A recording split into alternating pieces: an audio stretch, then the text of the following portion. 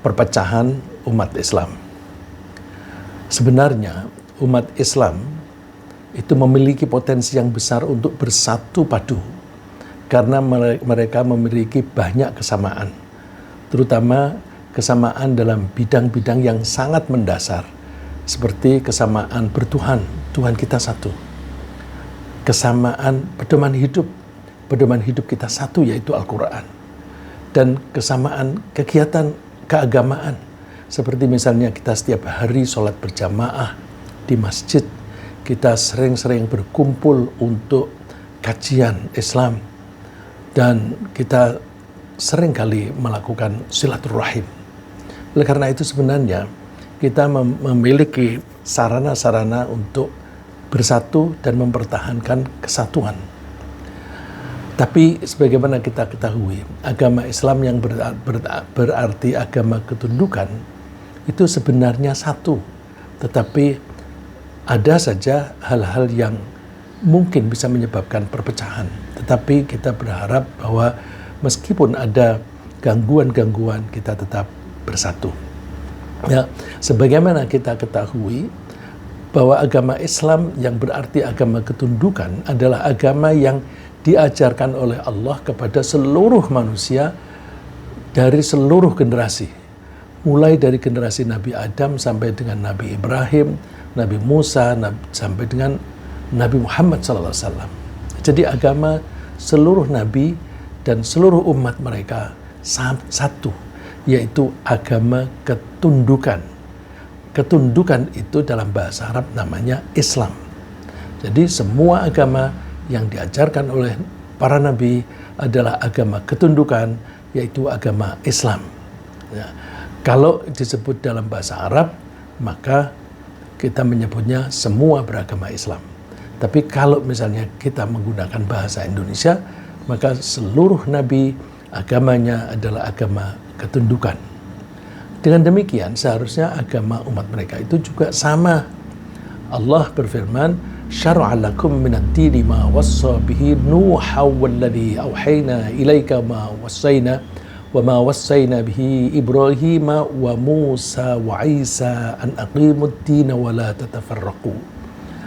Allah mensyariatkan kamu tentang agama sebagaimana yang dinasihatkan, yang dipesankan oleh Allah kepada Nabi Nuh dan juga kepadamu Nabi Muhammad, dan juga yang kami pesankan kepada Nabi Ibrahim, Nabi Musa, dan Nabi Isa. Semuanya itu agamanya sama, yaitu an aqimuddin, tegakkanlah agama, wala tatafarraqu, dan kalian jangan terpecah belah. Tapi nyatanya di lapangan itu umat Islam dari seluruh dunia cenderung terpecah belah. Terpecah belahnya umat Islam itu seiring dengan terpecah belahnya umat manusia secara keseluruhan. Karena umat manusia secara keseluruhan itu memang potensinya besar untuk terpecah. Karena apa? Semua manusia memiliki kepentingan, mempunyai kebutuhan. Misalnya kebutuhan terhadap sumber daya makanan. Karena sumber daya makanan itu terbatas, maka ada kemungkinan manusia itu berebut untuk memperoleh makanan itu. Rebutan itulah yang menyebabkan mereka itu bermusuhan dan terpecah belah. Tapi itu mestinya hanya terbatas pada perpecahan dalam kepentingan memperoleh natural resources atau sumber daya alam. Tapi nyatanya berimbas kepada kehidupan beragama. Oleh karena itu, memang potensi manusia itu selalu berselisih dan berpecah. Seperti firman Allah, "Walau syaa rabbuka laja'alan nasa ummatan wahidah wa la yazaluna mukhtalifin."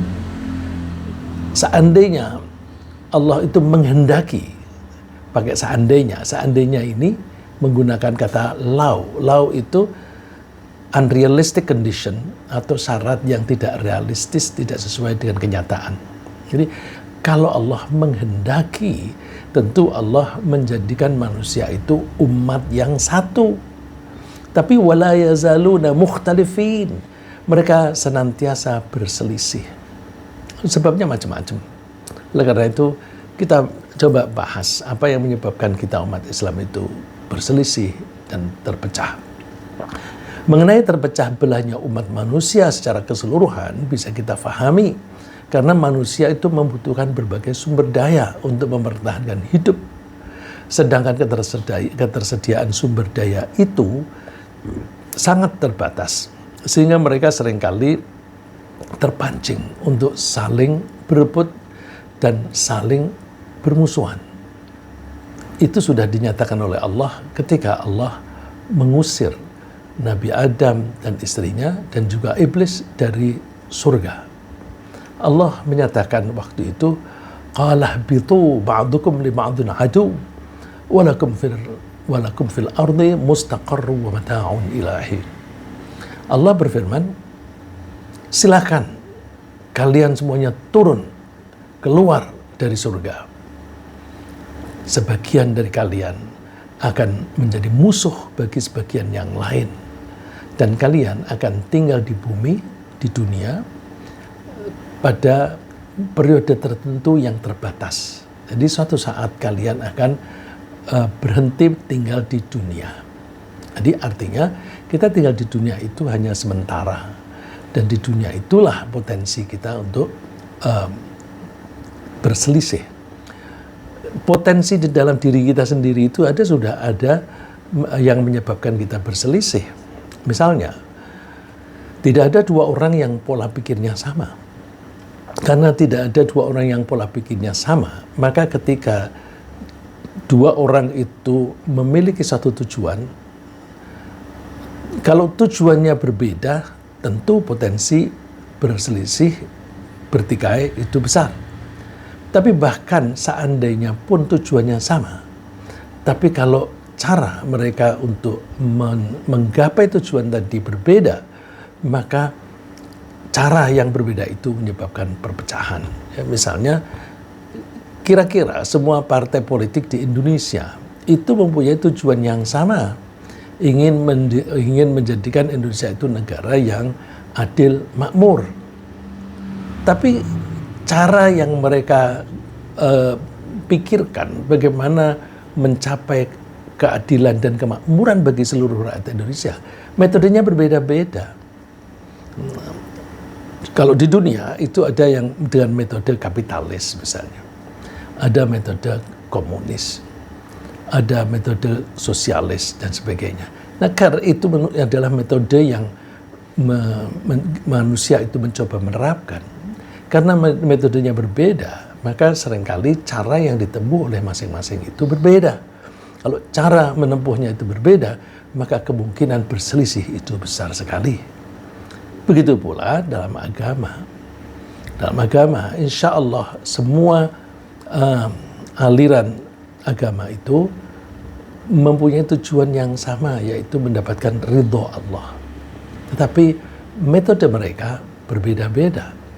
Karena metode mereka berbeda-beda, maka ada perbedaan-perbedaan pendapat, ada perselisihan di antara mereka. Ya.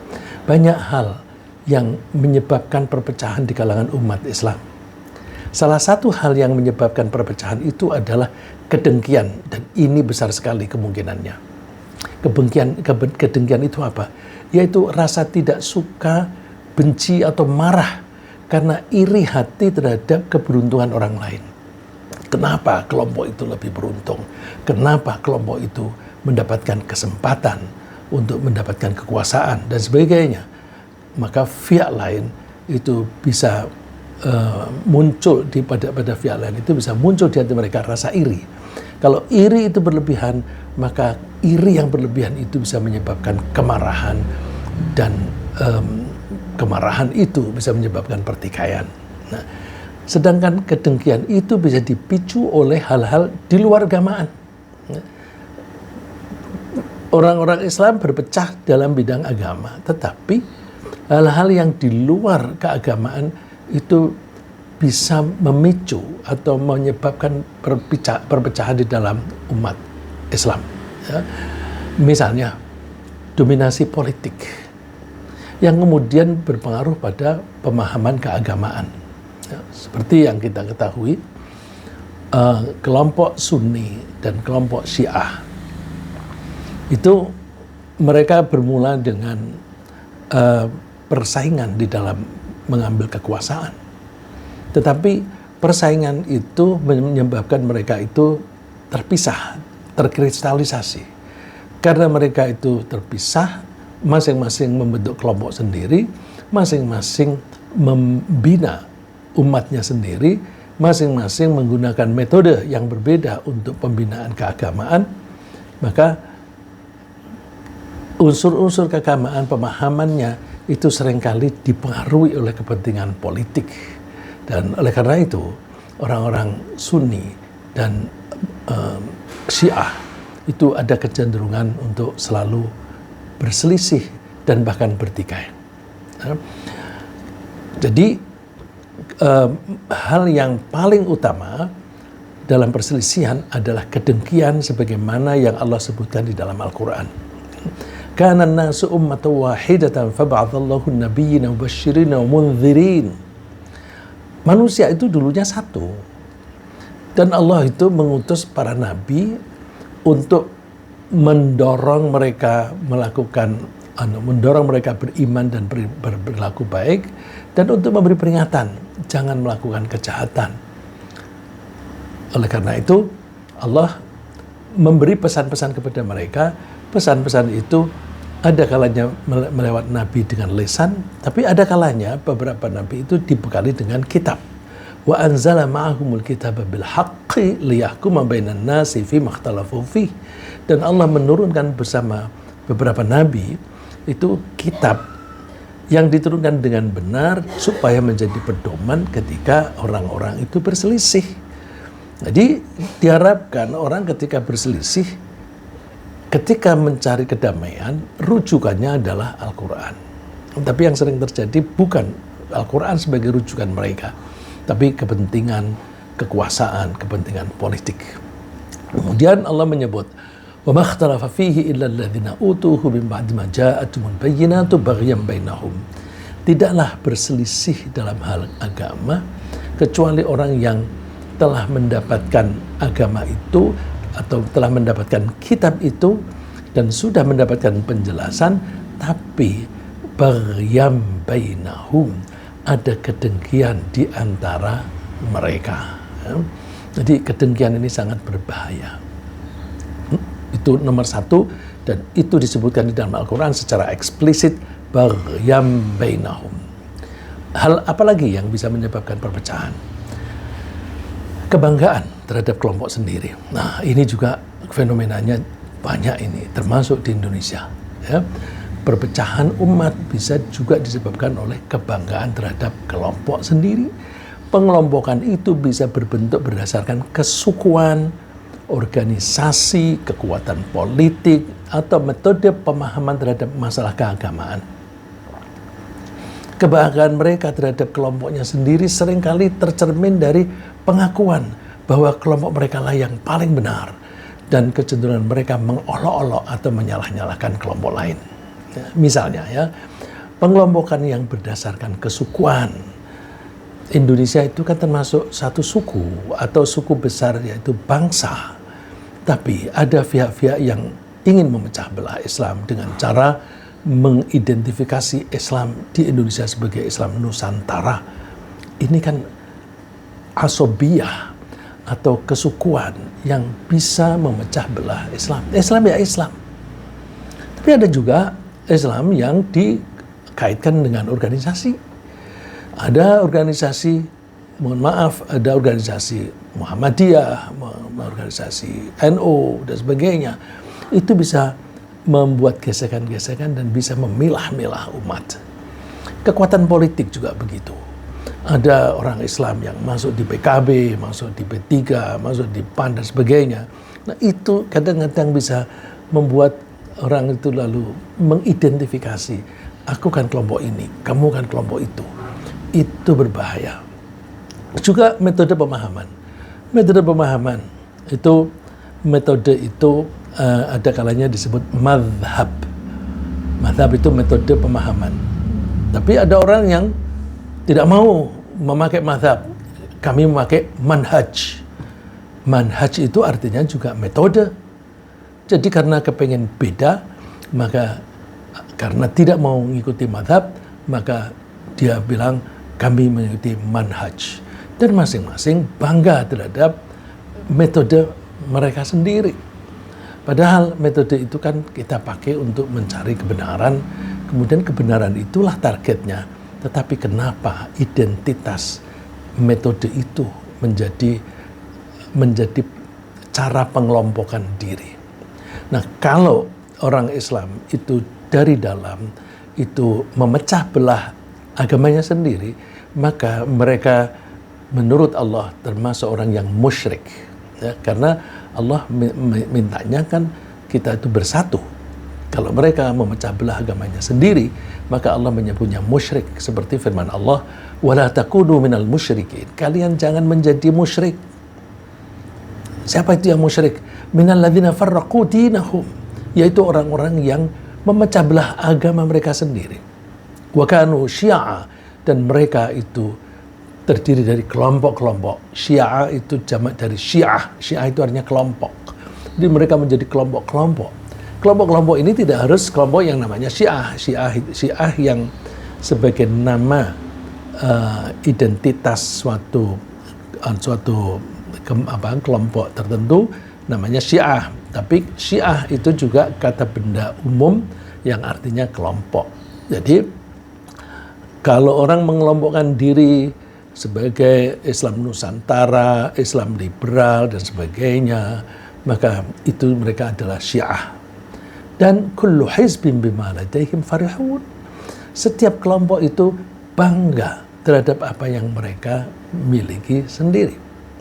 Cuma saya ingin pesan bahwa kalau kita itu berselisih, kita targetnya adalah mencari ridho Allah. Kalau kita mencari ridho Allah, mesti kita berusaha untuk nurut, tunduk, patuh kepada Allah. Nurut, tunduk, patuh itu berarti kita melepaskan sebagian dari kebebasan kita. Atau bahkan bila perlu, seluruh kebebasan kita serahkan kepada Allah dan kita 100% tunduk patuh kepada Allah.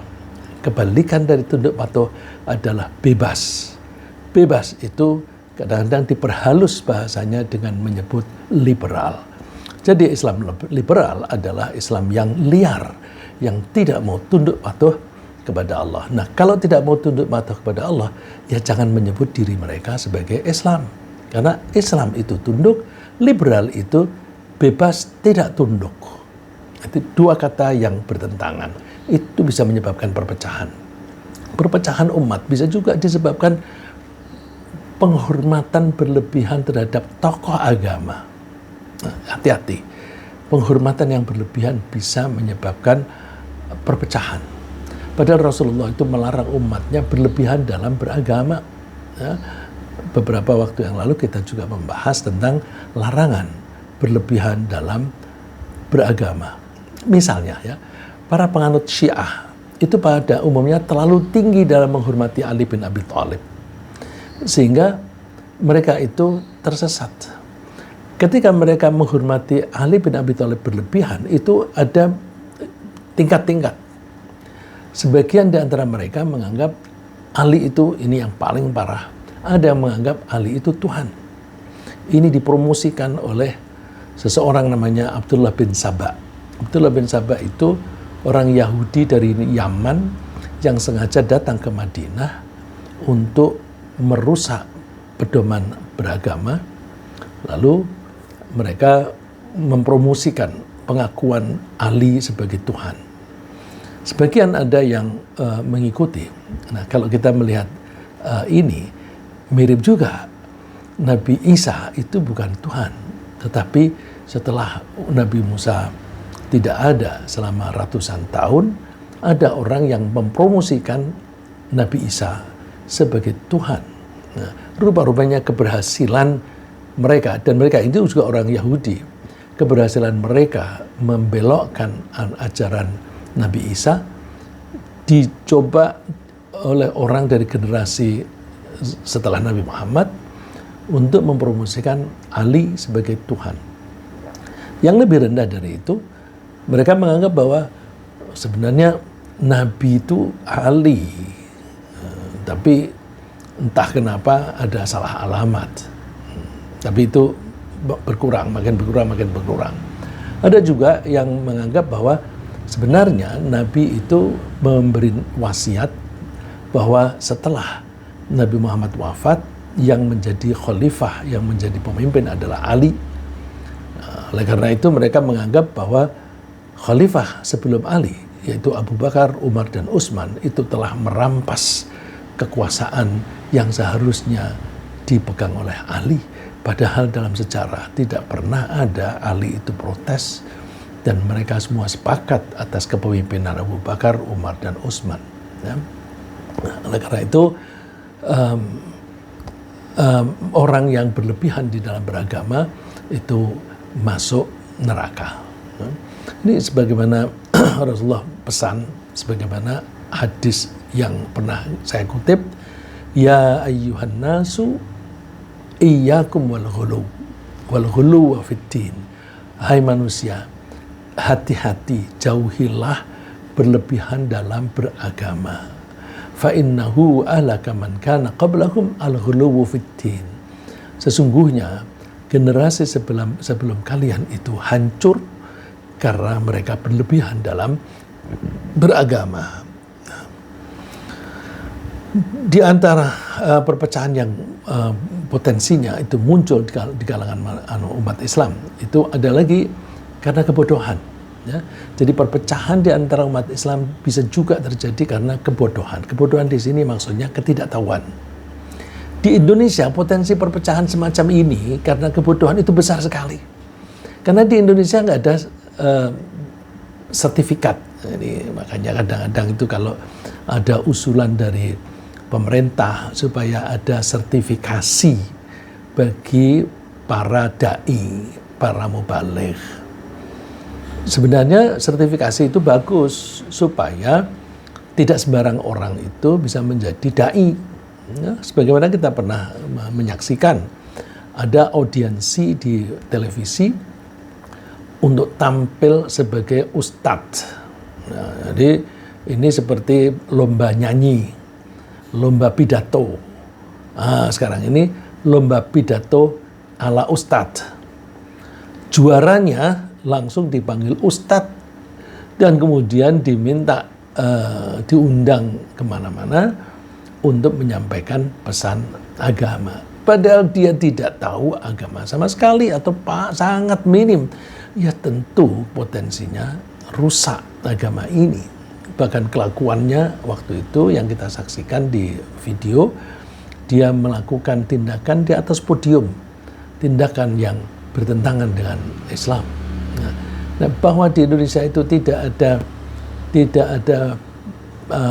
ketentuan siapa yang layak berdakwah, maka siapa saja bisa berdakwah. Bahkan ada yang menggunakan dakwah ini sebagai kesempatan untuk cari duit, untuk sumbangan sana sini. Duitnya sudah banyak, lalu duitnya tidak dipakai untuk mengembangkan Islam, tetapi dipakai untuk membeli persatuan sepak bola misalnya. Nah ini sebenarnya orang tujuannya cari duit, tetapi menggunakan Islam sebagai sarana untuk mencari duit. Nah cara yang gampang yang dia tempuh yaitu menjadi ustadz. Nah ustadz yang tidak memiliki bekal yang cukup, itu berarti nasihatnya itu isinya kebodohan atau kesesatan. Nah, jadi dengan demikian potensi perpecahan yang semacam itu di Indonesia itu sangat besar karena mudah bagi seseorang untuk mempromosikan dirinya sebagai ustadz atau tokoh agama meskipun dia tidak menguasai ilmu yang cukup. Dia kadang-kadang minta orang-orang memanggil dirinya sebagai ustadz. Misalnya memberikan contoh, ada orang bertanya, Ustadz, Bagaimana kalau ada kasus begini, Pak Yai, bagaimana? Itu dia cerita begitu. Maksudnya mendorong orang-orang kalau manggil aku, panggillah Ustadz atau panggillah Kiai gitu. Nah, itu di Indonesia sangat mudah karena tidak ada aturan. Kenapa pemerintah mau bikin sertifikasi tidak direstui atau tidak disetujui? Ya karena pemerintahnya sendiri ketika mau membuat sertifikasi itu tidak dengan cara yang adil. Hanya kelompok mereka saja, kelompok yang mendukung pemerintah saja yang diakui sebagai ustadz yang valid, yang sah, yang boleh berdakwah. Nah, orang-orang protes karena sertifikasi itu dipakai sebagai alat politik. Banyak orang yang tidak memiliki ilmu yang cukup itu diundang sebagai ustadz untuk memberi ceramah agama kepada masyarakat yang menyukainya. Kenapa menyukai? Karena lucu. Nah, ini fenomena ini umum. Kalau yang diundang itu ustadz dalam tanda kutip yang lucu, maka yang datang banyak sekali. Jadi sebenarnya dia bukan mubaligh, tapi dia itu ya badut saja, ya, badut yang menggunakan jargon-jargon agama. Nah, mereka mengumumkan pendapat yang sesat dan kemudian dipraktekkan oleh pengikutnya. Rasulullah wanti-wanti, Inna Allah la yaqbidul ilma intiza'an yantazi'uhu minal ibad. Allah itu kalau ingin mencabut ilmu, itu tidak dengan cara mencabut ilmu dari akal atau dari otak para ulama. Tapi Allah kalau mau mencabut ilmu, caranya adalah ulama itu sendiri yang dimatikan, diwafatkan. Sampai tidak ada ulama, tidak ada orang yang alim, padahal orang itu selalu menghadapi problem. Ketika menghadapi problem, tidak selalu bisa mengatasi. Karena tidak bisa mengatasi, maka mencari rujukan, mencari konsultasi. Konsultasi kalau ke ahli psikologi harus bayar. Yang tidak bayar, orang yang dia anggap sebagai ustadz. Tapi ustadznya tidak menguasai masalah. Akhirnya ustadz itu memberi nasihat yang tidak berdasarkan pengetahuan dan tidak benar.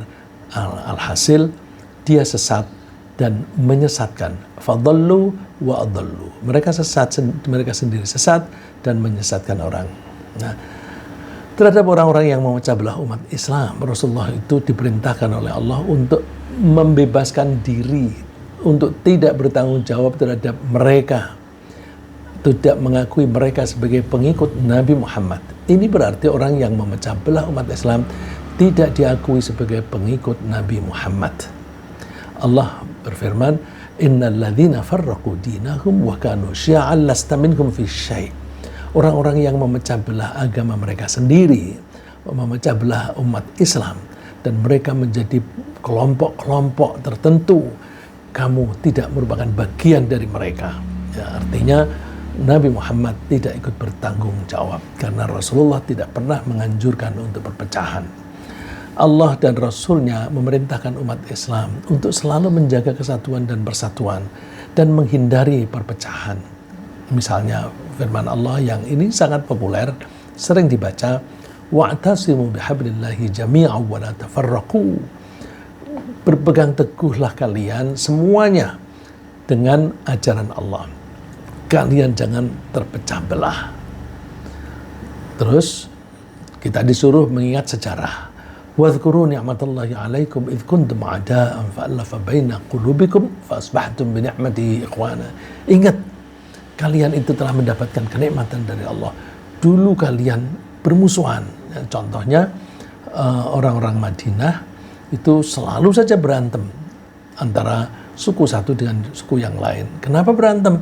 Diadu domba oleh orang Yahudi yang tinggal di situ. Karena orang Yahudi ingin menguasai ekonomi. Di Indonesia ini juga diadu domba. Diadu dombanya bisa dengan cara mendukung kelompok tertentu tapi menendang kelompok yang lain. Kelompok Islam tertentu diangkat beberapa anggotanya menjadi pejabat. Kelompok lain tidak boleh. Terus kelompok tertentu kalau merupakan pelanggaran tidak diproses. Kelompok yang lain jangankan berbuat salah, tidak salah saja dicari-cari kesalahan, bahkan mau dibunuh.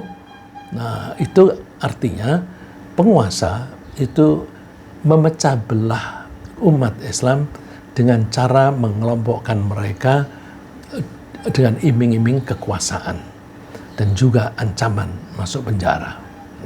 Nah, agar kita tetap bersatu dan terhindar dari perpecahan, kita berusaha selalu mentaati perintah Allah dan Rasul-Nya. Jika ada perselisihan di antara kita, sesama Muslim, kita diperintahkan oleh Allah untuk menggunakan Al-Quran dan sabda Nabi sebagai acuan untuk mencari solusinya. Ini perintah Allah. Ya ayyuhalladzina amanu athi'ullaha wa athi'ur rasulah wa ulil amri minkum. Wahai orang yang beriman, taatilah Allah, taatilah utusan Allah, dan juga orang-orang yang diserahi untuk mengurusi urusan kalian. Fa in tanaza'tum fi syai'in farudduhu ila Allahi war Rasul. Kalau kalian berselisih, kembalikan perselisihan itu kepada Allah dan Rasul-Nya. Kalau Rasul masih hidup, kalau ada orang berselisih, mereka mengadu kepada Nabi. Rasulullah, kami berselisih begini, bagaimana cara penyelesaiannya? Ya. Itu juga berlaku bagi nabi-nabi yang terdahulu, seperti Nabi Daud misalnya. Ada dua orang yang berselisih, lalu mereka menghadap kepada Nabi Daud. Salah satu bilang, Nabi Daud, teman saya ini zalim karena dia mempunyai kambing 99. Saya hanya punya satu, tapi dia minta punyaku yang satu ini diberikan kepadanya untuk menggenapi supaya 100. Dan dia pintar ngomong sehingga saya itu kalah dalam perdebatan. Nah, itu contoh bahwa Nabi adalah tempat rujukan. Nah, kalau Nabi sudah tidak ada, bagaimana? Pesan-pesan Nabi. Jadi konsultasi dengan Allah itu kita menggunakan kitab Allah yang kita sekarang ini bisa baca kapan saja. Terus juga kita merujuk kepada pesan-pesan Nabi. Nah, itu bisa kita temukan di dalam buku hadis. Jadi kalau ada perselisihan, rujukannya ke situ. Ya. Kalau ada perselisihan di antara anggota masyarakat, ke situ. Jadi kalau ada perbedaan pendapat di antara dua kelompok, maka mereka mesti berdiskusi. Dan kalau kita pada posisi yang kebingungan, kita lihat argumentasi mereka, mana yang argumentasinya sejalan dengan Quran dan hadis, kita pakai. Yang tidak ada kaitannya dengan Quran hadis, atau apalagi bertentangan, kita tinggalkan. Nah, sekarang ini banyak orang yang Rasulullah, Allah dan Rasulnya saja tidak melarang, tapi mereka melarang. Padahal melarang apa yang tidak dilarang oleh Allah dan Rasulnya, itu berarti mereka membuat syariat sendiri. Jadi, kalau Nabi menganjurkan, Allah menganjurkan, kita laksanakan. Kalau Allah dan Rasulnya melarang, kita tinggalkan. Kalau Allah dan Rasulnya tidak melarang, ya itu artinya kita diberi kesempatan untuk memilih, ya, melaksanakan atau tidak, gitu. Kemudian jangan sampai Allah dan Rasulnya saja tidak melarang, kita melarang. Ya, itu artinya kita tidak merujuk kepada Allah dan Rasulnya. Ya. Jika kita tidak menemukan titik temu dalam perbedaan pendapat di antara sesama Muslim, kita tidak menghakimi pihak yang berbeda dengan kita. Jadi kalau misalnya terjadi perselisihan, jangan lalu terus memberi judgement, ya, memberi judgement kepada orang lain, kafir kamu, bid'ah kamu, nggak usah seperti itu. Itu menyebabkan perpecahan. Nah, caranya gimana? Kembalikan kepada Allah untuk menghakiminya kelak di hari kiamat. Firman Allah, "Wa makhtalaftum fihi min syai'in fa hukmuhu ilallah." Kalau kalian berselisih dalam satu hal, maka hukumnya itu hanya milik Allah. Oleh karena itu, kembalikan kepada Allah. Jangan meneruskan pertikaian. Artinya, kita mesti agree to disagree. Ya. Setuju dalam ketidakpersetujuan. Dzalikumullahu rabbi alaihi tawakkaltu wa ilaihi unib. Itulah Tuhan Allah Tuhanku, aku bertawakal kepadanya dan aku kembali kepadanya. Kemudian kita bangun sikap bahwa perbedaan pendapat itu wajar di antara manusia yang masing-masing dibekali oleh Allah akal yang disertai kreativitasnya. Ini penting bahwa setiap orang yang diberi akal oleh Allah, akal itu diberi kreativitas. Kreativitas akal itu penting karena setiap hari orang itu menghadapi problem yang berbeda-beda. Tidak pernah ada problem yang serupa. Nah, misalnya problem lapar. Lapar hari ini dan laparnya kemarin bisa beda. Misalnya hari ini lapar, tetapi ada teman. Maka kita bisa mengambil solusi dengan cara minta bantuan teman, apakah kita minta ditraktir atau kita pinjam duit dan sebagainya. Tentu itu berbeda ketika kemarin lapar, tidak ada teman. Nah, bagaimana cara solusinya? Ini berarti bahwa setiap hari kita mempunyai problem atau menghadapi problem yang berbeda-beda. Karena problem itu berbeda-beda, maka akal kita itu harus kreatif. Kreatif untuk menyelesaikan masalah yang berbeda-beda itu. Konsekuensinya karena akal kita kreatif, maka kita bisa mempunyai pendapat yang berbeda-beda. Karena kita tuh punya potensi, punya pendapat yang berbeda-beda, ya sudah, asal semuanya itu masing-masing berusaha untuk merujuk kepada Allah dan Rasul-Nya. Nah, Allah berfirman, "Walau syaa rabbuka la ja'alan nasa ummatan wahidatan wa la yazaluna mukhtalifina illa man rahima rabbuk." Kalau Allah menghendaki, tentu Allah akan menjadikan manusia itu umat yang satu, tapi mereka selalu berselisih. Yang tidak berselisih siapa? Illa man rahima rabbuk, kecuali orang yang disayangi oleh Tuhan. Walidzalika khalaqahum. Dan untuk itulah Allah menciptakan manusia. Jadi memang manusia itu diciptakan berbeda-beda. Tapi kita pegang. Kita mengharapkan rahmat Allah. Kita mengharapkan kasih sayang Allah. Kalau kita sudah memperoleh kasih sayang Allah, kita juga mengasihi orang lain. Jadi tidak lalu terus kita mengharapkan kita dikasihi Allah, tetapi kepada orang lain kita dendam. Tidak begitu. Ya. Kita mesti mengembangkan rasa saling menyayangi, terutama di antara umat Islam. Mudah-mudahan apa yang kita bahas ini bermanfaat, supaya kita berhati-hati. Kalau menemukan masalah-masalah yang seperti tadi, yang membuat potensi berselisih, maka kita hati-hati, jangan kita teruskan, kita berusaha berhenti, jangan sampai perbedaan pendapat itu menyebabkan kita bertikai. Ringkasnya apa yang kita bahas pagi ini adalah bahwa umat Islam berpotensi besar untuk bersatu karena Tuhan, Nabi, dan kitab mereka satu, sama. Ya. Perpecahan di kalangan umat Islam seringkali disebabkan oleh kedengkian, kebanggaan kelompok, dan kebodohan. Orang yang menyukai perpecahan di antara umat Islam itu tidak diakui sebagai pengikut Nabi Muhammad SAW. Umat yang menyelesaikan masalah dengan Al-Quran, umat Islam itu mestinya kalau menyelesaikan masalah itu dengan menggunakan Al-Quran dan hadis sebagai acuan.